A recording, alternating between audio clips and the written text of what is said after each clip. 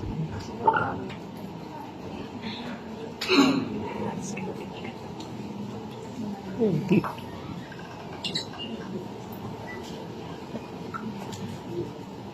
aming mga kapamilya, kaibigan, mga mahal sa buhay, mga kapwa-artista, kapatid sa industriya, mga bumubuo ng National Commission for Culture and the Arts, at sa lahat ng milyon-milyong taga-suporta ng aming mahal na ina.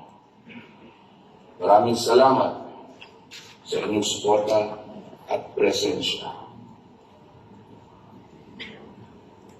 Tayo po ay nagtipon-tipon ngayong umaga upang ipagdiwang ang isang natatanging buhay. Gayon din ang kanyang legasiya. Ang pamana po ng nag-iisang superstar ay hindi nananatili sa iisang henerasyon lamang. Ito ay patuloy nananatiling buhay sa puso at kamalayan ng sambayanang Pilipino.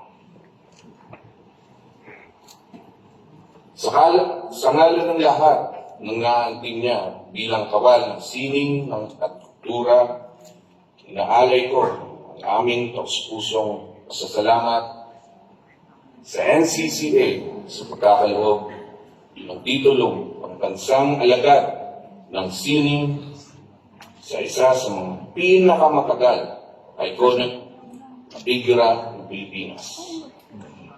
Sa amin na Binibining Nora.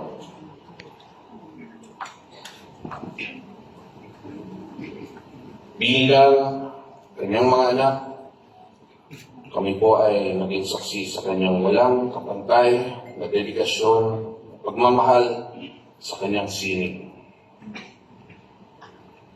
Nasaksihan namin kung paano siya umakan, hindi lamang para sa kanyang karera, kundi para sa mga kwentong nais niya yang buhay. Mga kwentong Pilipino, totoo at makabuluhan. Ang nag-iisang Nora Honor ay huwaran na ang tunay na talento ay hindi nasusukat sa yaman, sa apelyido o sa estado sa buhay. Siya ay patunay na sa pamamagitan ng sipag, tiyaga at buong pusong paglilingkod sa sining, maaabot mo ang pinakamataas na pangarap. At higit pa rito, maaabot mo rin ang puso ng isang bansa. Sa loob ng maraming dekada, hindi po siya natakot, hindi siya ang iiwas sa mapanghamon na papel, pero sa halip, niyakap niya ito. Ginampanan ng tatang at isinabuhay ang mga totohanang madalas ay hindi natin gustong harapin. Ang kanyang mga papel ay naging tulay upang maitaguyod ang pelikula, higit pa sa libangan. Ang mga ito ay naging anyo ng paninindigan, mukha ng katotohanan sa lamin ng ating lipunan. Sa bawat eksena, ginikisi niya ang damdamin ng manonood, napaisip, pinaparamdam, at pinapangulan. Sa sambayan ng Pilipino at sa NCCA, maraming salamat po sa pagkilala nito.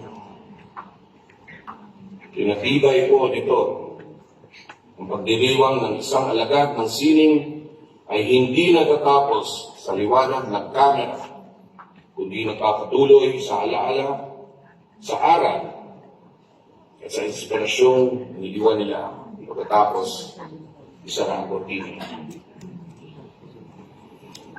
Maraming salamat po. Mabuhay ang sining. Mabuhay si Nora Honor.